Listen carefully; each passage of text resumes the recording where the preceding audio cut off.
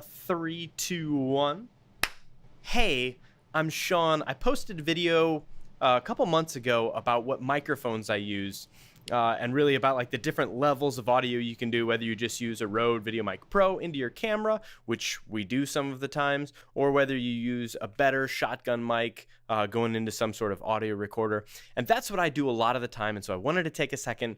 If you have any audio recorder, I'm going to be walking through the Zoom H6. I'm going to show you what my settings are and why I pick them so that you can maybe use some of the settings or make your own decisions on what is right for you and your project. So we're getting right into it. So like most of the camera gear that I own, the Zoom H6 has a ton of features that I will never use.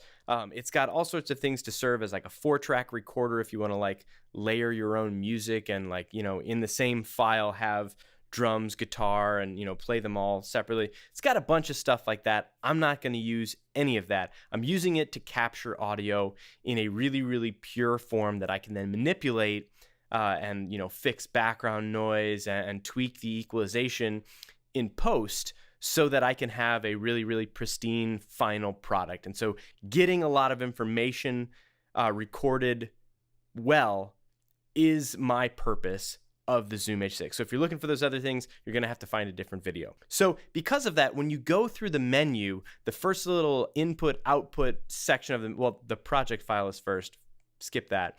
The input output menu has a whole bunch of things like your low cut, your compressor limiter. It's got your MS raw monitor and your MS raw matrix.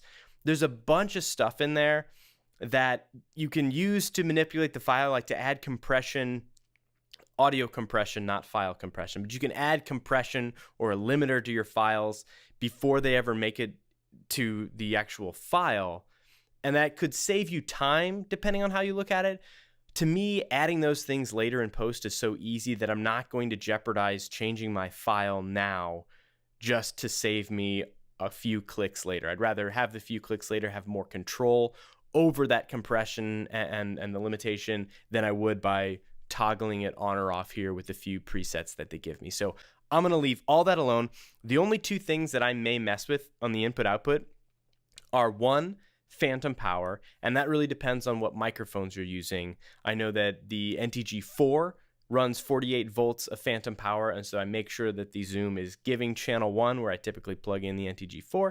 I make sure that it has phantom power turned on, and the other ones I don't. A lot of times when I'm using this for recording podcasting stuff, I'm using dynamic microphones like the Shure SM58 or the Rode M1, and these microphones are dynamic microphones. They're not condenser microphones, so they don't need phantom power, and therefore I can leave that turned off. But so depending on what mic, make sure your phantom power is right. If you notice that you've got a shotgun mic plugged in and you're just not getting the levels you think you should, odds are you need a bit of phantom power if the mic doesn't have a battery in it or something like that. Or if that battery is dead, you can put phantom power to the microphone. So phantom power is one in this menu. The only other thing that I mess with in this menu is the line out level. And I use that sometimes if I'm taking a feed directly out of the Zoom into one of my other cameras or recorders. So if I'm using like an Atomos and I want to have the shotgun feed go directly into my Atomos recorder, I'll connect it and then I'll use that line out level adjustment to make sure that I'm not overloading or underwhelming the Atomos recorder's audio signal. So those are the only two things in the input output menu. The most important thing is really in the next menu when you scroll down to the recording menu with the big red dot. And there's a couple of things in here that are important. First and foremost is recording format. This is where everything matters. The recording format is basically how high of a quality recording you're going to get. And so there's a handful of options. For most of the stuff, I end up using 4:4.1 at 16 bits, but there's times when I do bump it all the way up to 96 and 24-bit. And what you get in there is just a ton more data. That's a faster sample rate as well as a higher bit depth to your actual audio. And so there's all this nuance in the sound that hits your microphone's sensor. And the more of that you can capture, the more you can do with it later. And so if you're in a noisy environment or if you're in if you're outside, if you've got air conditioners or lights, or you've got things that are going to cause you problems, the higher quality that you capture, the more you'll be able to manipulate that file later in post to pull out some of those noises, to clean it up, to balance the EQ so that the voices sound great or whatever you're recording sounds great.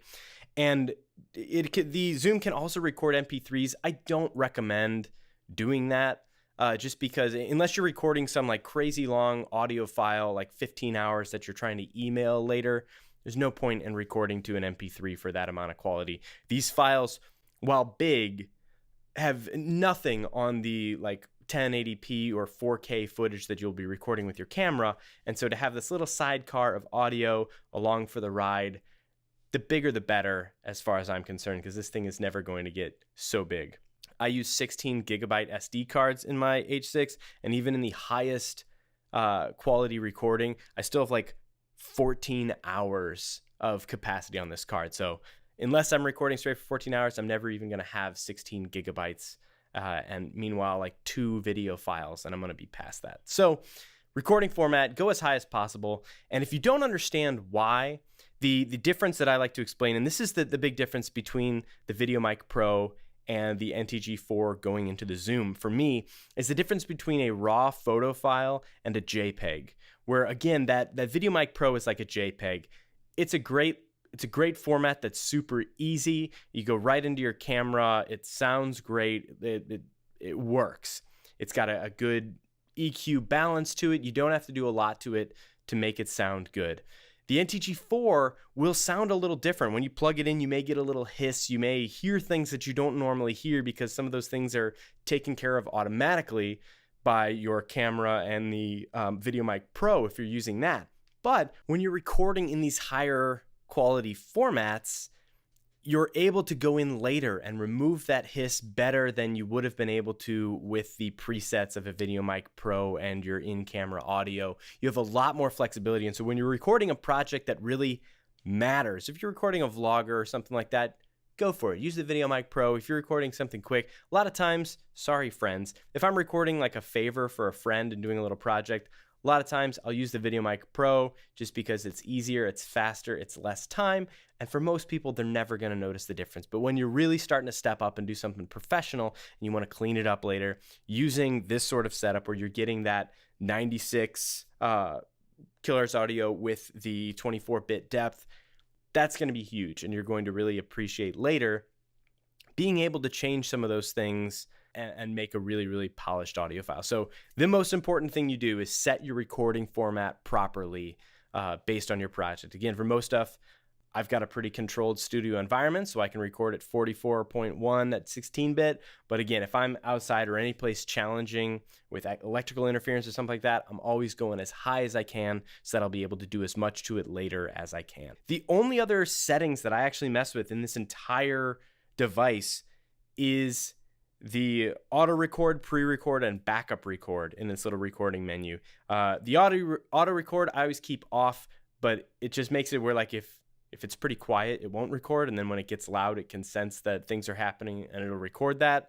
Because I'm syncing up my audio, I want to make sure that I pick the start and I pick the stop of the recording, and I don't want to find out later that 15 files were recorded and try to figure out which one syncs up to my video footage where. So I always just keep that off and I record. The pre-record, again, depending on what you're doing, it adds like 2 or 4 or 8 seconds before you press record. It sort of makes it so it's always listening, and then when you finally press record, it includes the previous 8 seconds. That can be helpful depending on what you're doing, but again, in most video production settings, you don't need that because you're going to say sound speeds, camera speeds, you're going to mark it, and you're going to know that you're rolling, and you're not going to need any of that.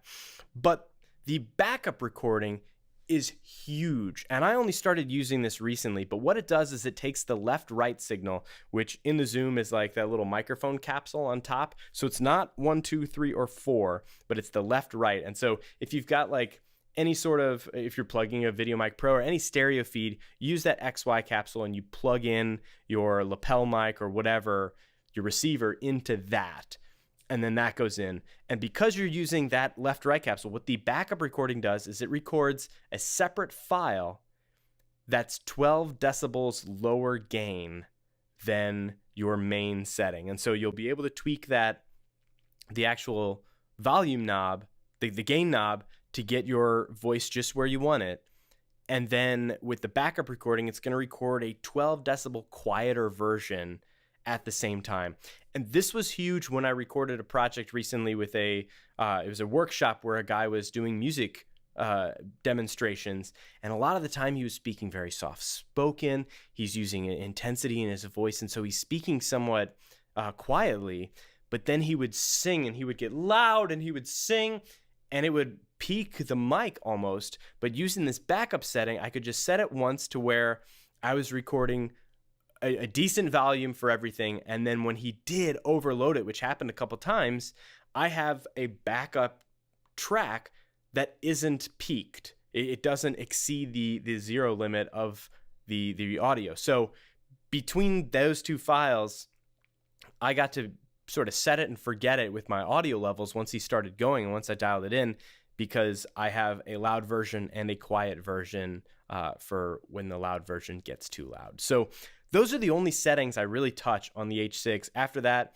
as it records, as I'm sure you know, it records a separate file for each track. And so usually if I've got several mics, I've got a track 1 and a left-right track. I've got separate files for each of those, and then I sync those up with all of my camera angles, and then I've got this one massive multi-cam, multi-microphone clip that I get to mess with and tweak my audio. And then once I'm there, that's when I add my limiter, my compressor, and all the other effects, the low cut, anything like that. That's when I add it to the file, but I go into the project with as much information as I can. I hope this video was helpful. I've gotten a lot of requests for this, and so I'm hoping that I'm answering most of those questions that came up. They were a lot of them just asking what are my settings for my H6. So that's it. Usually record in the highest format possible. I've been using backup record lately, and that's about it. Other than that, I'm trying to just capture as much as I can, get your levels set right so that you're not peaking. You want to hit that -12, -6 range with your levels. Get it in that sweet spot, and you'll be able to do almost anything to it in post with a whole bunch of cool software. And maybe on another day, we'll talk about what software I use to streamline that process. That's it. Thanks for watching. If you have any other questions, throw them in the comments. I've been slowing down on videos lately, but I've been trying to make good ones when I make them. So again, I'm Sean. See you later.